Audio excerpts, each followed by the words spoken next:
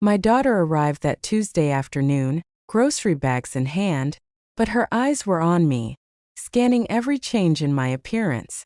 "Mom," she said softly but firmly, "why isn't there any food? You get $8,000 every month. That should be enough." I opened my mouth, but before I could answer, Victoria appeared, gliding in with a practiced smile. "I control every dollar she receives," she said smoothly, as if stating a fact. Sarah's eyes narrowed. She removed her earrings slowly, deliberately. The tension thick in the room. Then the doorbell rang. Once sharp. My heart thudded. I hugged my blankets tighter, but the second chime came, familiar, precise. Sarah always rang twice. I shuffled to the door. She stood there, grocery bags heavy in her hands, her expression shifting as she took in my frail frame, the hollows in my cheeks, the loose jeans at my waist. "Mom," she said, flat. Not a question, not an accusation. Just my name. Heavy with everything she wasn't saying. I stepped aside. She moved past me to the living room, where the thermostat read 58 degrees. Her lips pressed into a thin line. "Why is it freezing in here? It's 40 degrees outside. You could get sick." I wanted to speak, but words failed. She entered the kitchen, opened the fridge, and gasped. "Expired milk, 3 ketchup packets." "Mom, where's your food?" "I have crackers and rice," I whispered. Her phone was out before I could react. Michael answered. "What's wrong?" Sarah's voice rose. "Mom is in a freezing house with almost nothing in her refrigerator. That's what's wrong." Michael sighed. "Victoria manages finances now. It's easier that way." Sarah cut him off. "Mom worked as a bookkeeper for 30 years. Try again."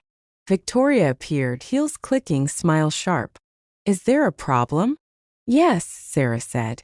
"Mom is starving while you control her money. She gets $8,000 a month. Enough to live comfortably." Victoria's smirk didn't falter. "Someone has to manage her finances responsibly. Caregiving isn't free." Sarah's gaze didn't waver.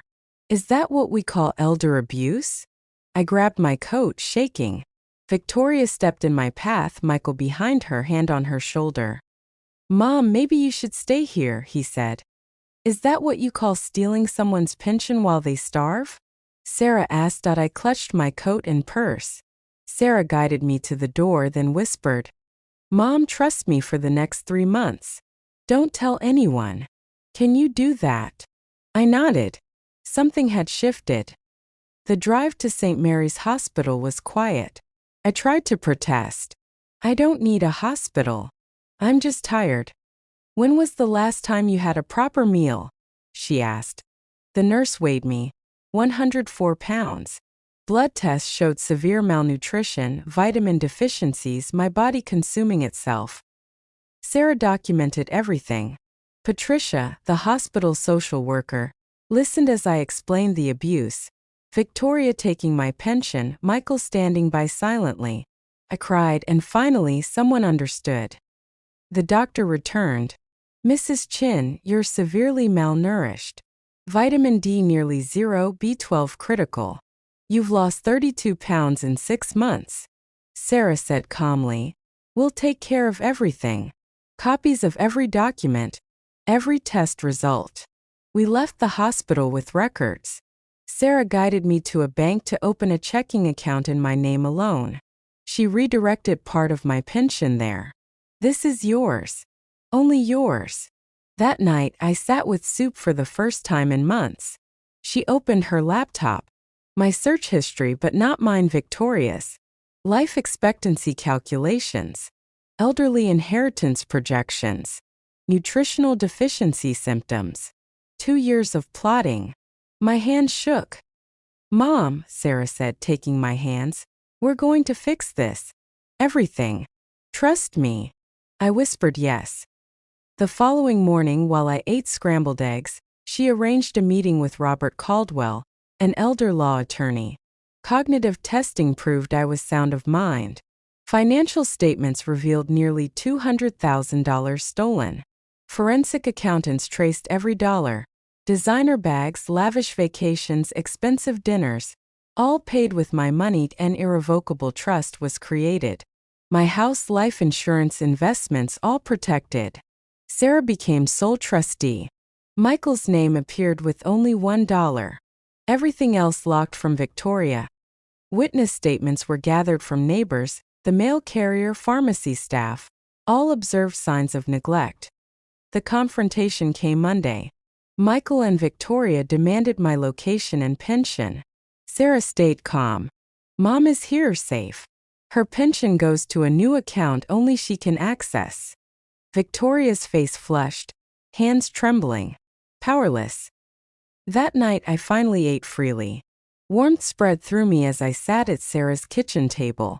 "You're safe now, Mom," she whispered. "I promise." For the first time in years I believed her. After leaving the hospital, Sarah drove with purpose, her eyes never leaving the road but occasionally flicking to me. I was quiet, still trying to absorb the shocking blood test results, the realization that my body had been slowly deteriorating while Victoria lived in luxury off my pension. Every mile away from my house felt like a mile away from the grip Victoria had over my life. We stopped at a small coffee shop near the bank branch. Sarah insisted I sit while she made a quick call. A barista brought over a steaming cup of tea, and the warmth of it against my cold hands reminded me what real care felt like. I sipped slowly, letting the warmth spread. "You're going to need more than this," Sarah said, calm but firm. She opened her laptop and pulled up a secure folder. "I've arranged a meeting with an elder law attorney. We need legal protection before Victoria has a chance to retaliate." I nodded, overwhelmed by the speed of her decisions. She had a plan. She always had. The attorney's office was in a brick building downtown, polished wood floors, walls lined with framed law degrees. Robert Caldwell greeted us with a firm handshake. "Mrs. Chin, Sarah has briefed me on the situation. Before we discuss strategy, I need to ensure something crucial. Are you willing to undergo cognitive testing?" I swallowed hard. "Do you think something's wrong with my mind?" "Not at all," he said firmly. "We just need documented proof that you are of sound mind. Your daughter-in-law may claim otherwise, and we want to eliminate that argument before it's even raised." The testing was thorough: memory exercises, complex problem-solving, pattern recognition. My palms were sweaty, but with each correct answer, I felt a quiet sense of empowerment. It was as if I were reclaiming control, proving that my mind was intact despite everything. When the results came back, Robert smiled for the first time. "Mrs. Chin, your cognitive function is excellent, better than average for your age. Now let's talk about your finances." Sarah laid out the bank statements. Every page told the story. Victoria's systematic exploitation, withdrawals, purchases, vacations, luxury items, all paid with money that should have kept me fed and warm. The total approached $200,000. Jennifer Chin, a forensic accountant, no relation, meticulously traced every dollar. "This isn't just mismanagement. This is criminal. Elder abuse. Fraud."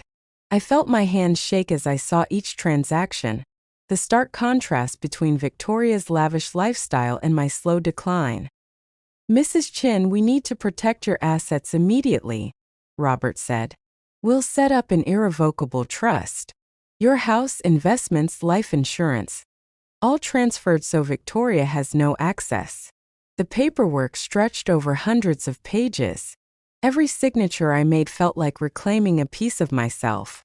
My hand shook and Sarah steadied it, whispering reminders that this was my money, my home, my independence. Michael's name appeared on one document, with only $1 assigned, an acknowledgement of family but no control. Sarah explained why this was necessary: the need to remove anyone who failed to protect me. Over the next few days, Sarah collected witness statements. Jerry, my mail carrier, documented when I had gone through recycling bins, noting dates and times. Lisa at the pharmacy recorded my missed prescriptions. Mrs. Patterson, my neighbor, had seen my frailty and the empty fridge. Each statement was another piece of evidence, a network of people who had seen Victoria's neglect firsthand. Every step Sarah took was deliberate. She coordinated attorneys, accountants, and social workers. I watched as she created an unbreakable structure around me. The trust, the new accounts, the documentation. It was more than legal protection. It was empowerment. By the time the first confrontation was set, I was stronger, nourished, and fully aware of every step. Victoria and Michael arrived, demanding answers. Sarah remained calm. Mom is safe, and her pension now goes to an account only she can access.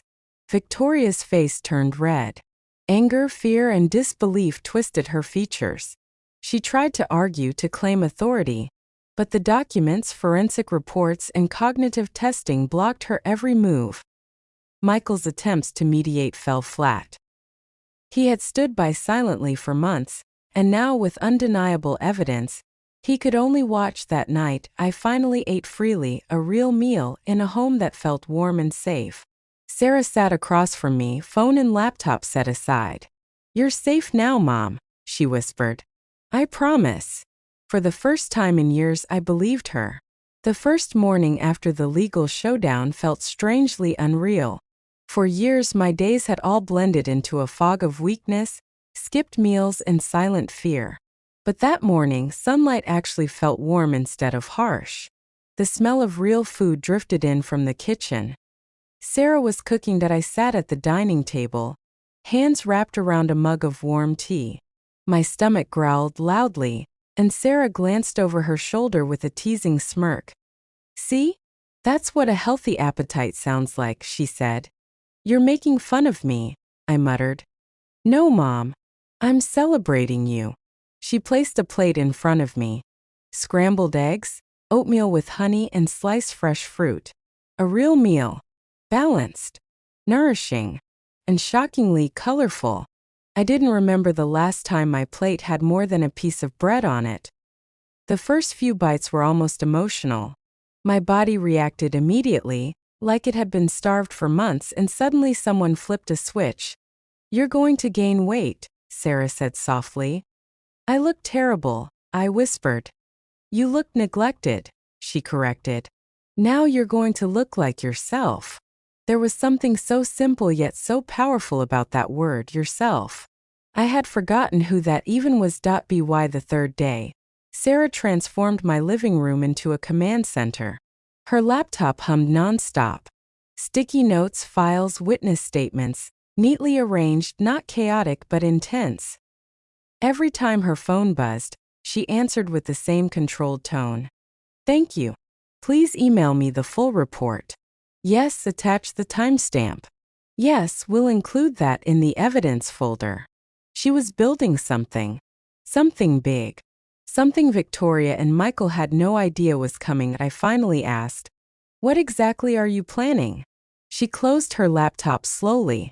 "Mom, when someone drains an elder's finances while that elder's health declines dangerously, that's not family drama. That's a crime. I'm making sure you'll never be under their control again." "But they're family," I whispered. Sarah looked at me with a mixture of sadness and fire. "They stopped being family the day they let you starve." Those words hit like a punch, because somewhere deep inside I had always known. The next confrontation came sooner than expected. Michael showed up first. No call. No warning. That I heard his car door slam from inside the house.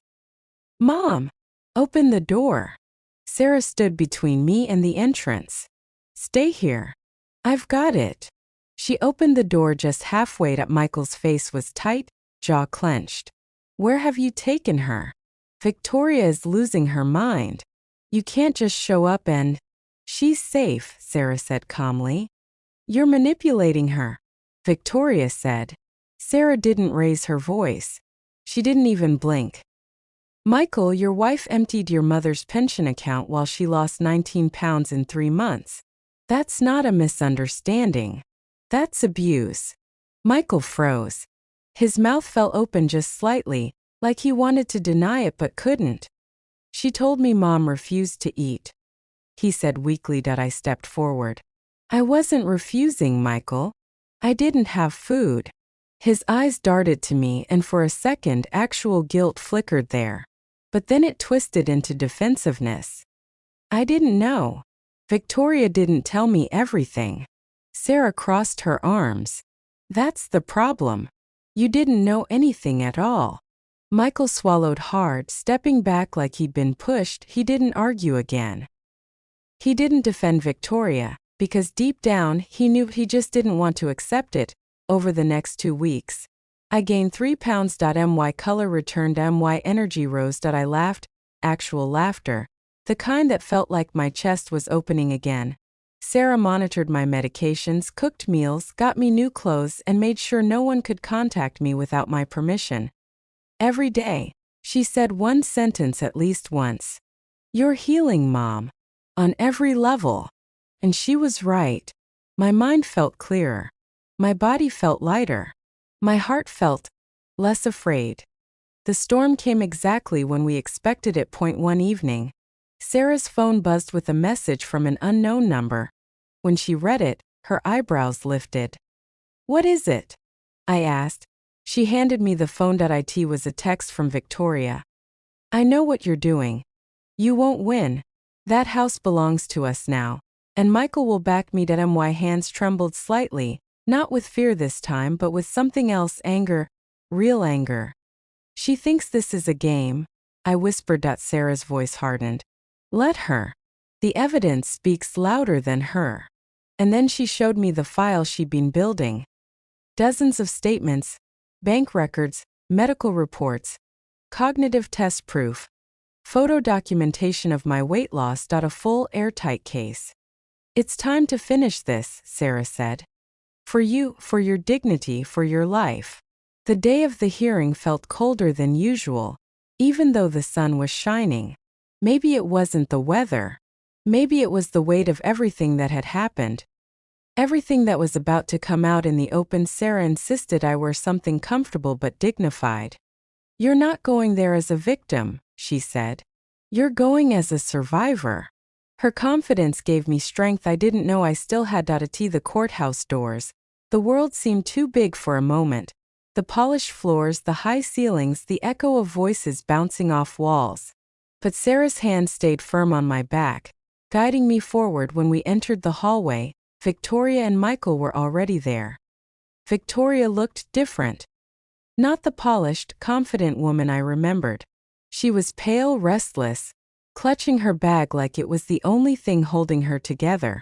Michael stood beside her, his eyes darting between me and Sarah, unsure where to land. Victoria was the first to speak.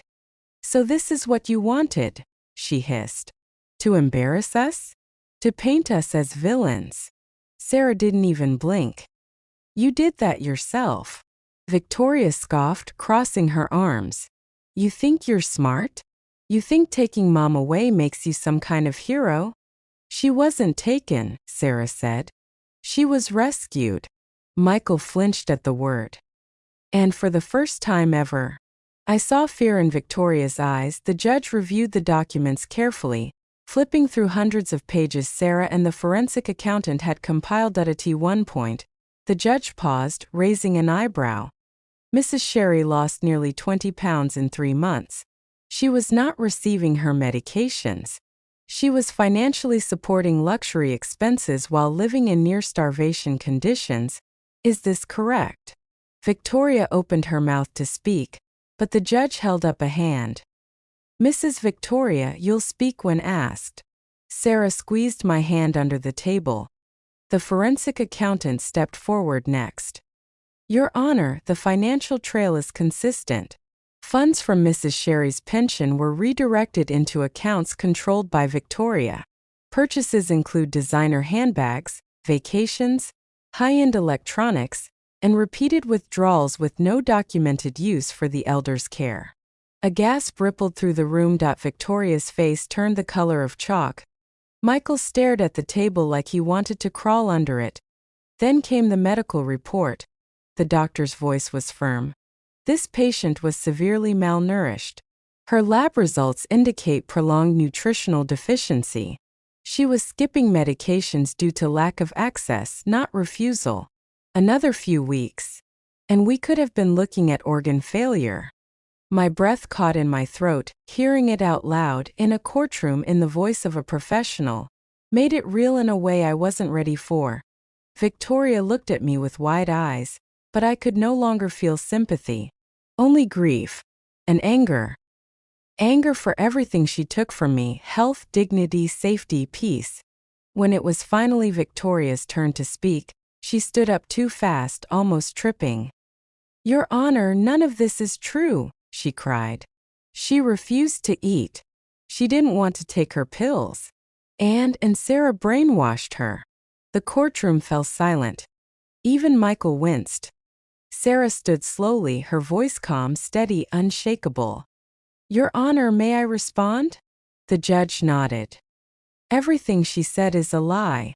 We have documented statements from neighbors, pharmacists, the mail carrier, bank officials, and medical staff.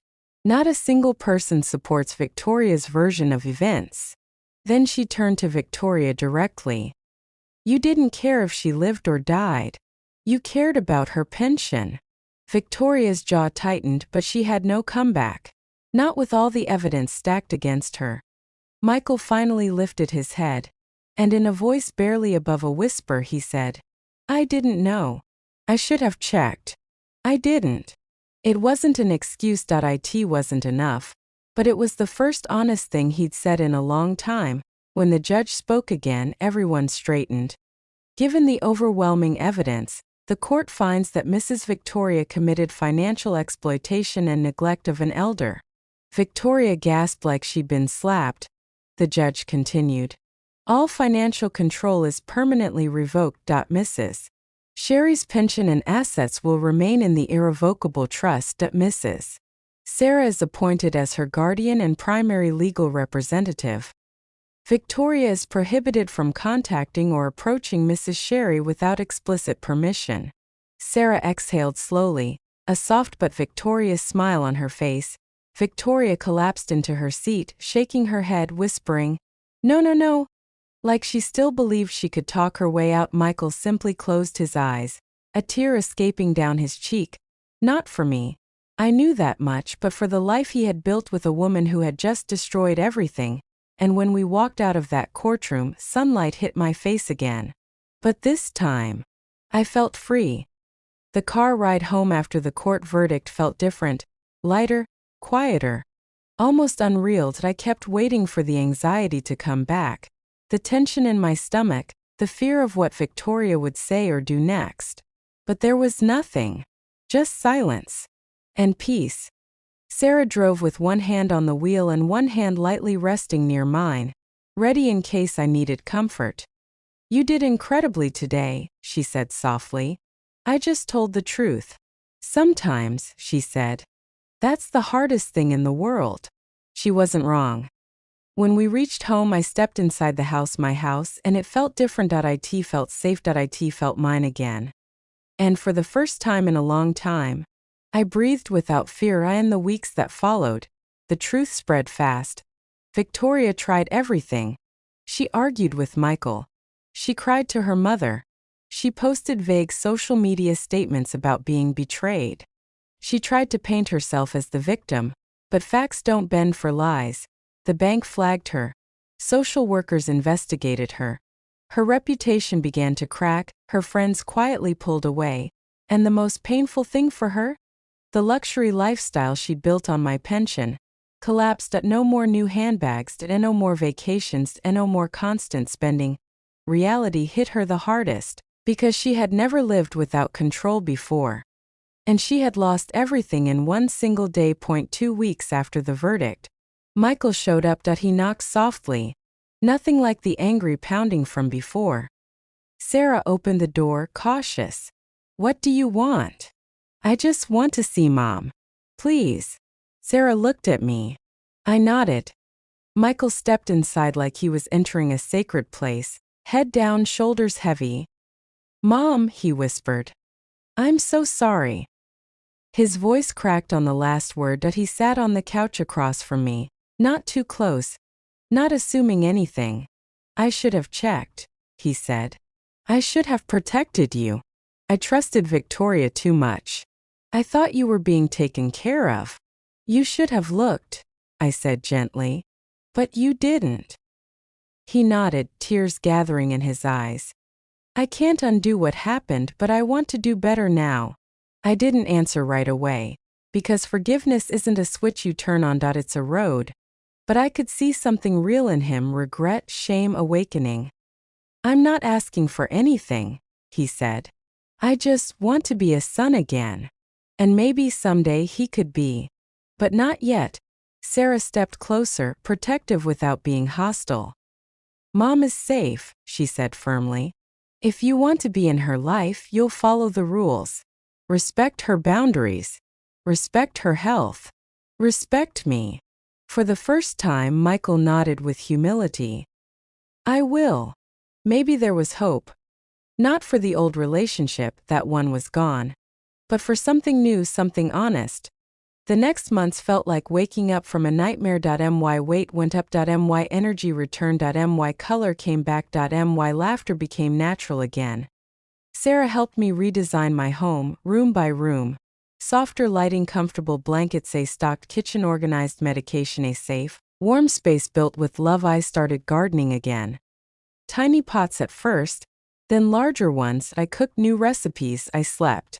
Without fear. I smiled without forcing it.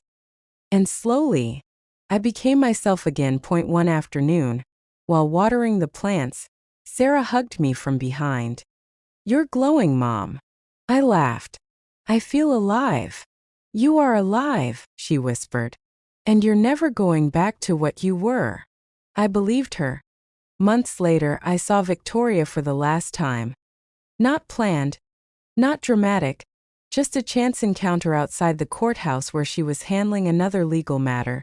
She froze when she saw me. She looked thinner, stressed, older. Mrs. Sherry, she whispered. That I didn't approach her, that I didn't confront her, that I didn't raise my voice or demand answers, that I simply said, I survived what you did to me. And then I walked away. That was the moment I truly reclaimed my power.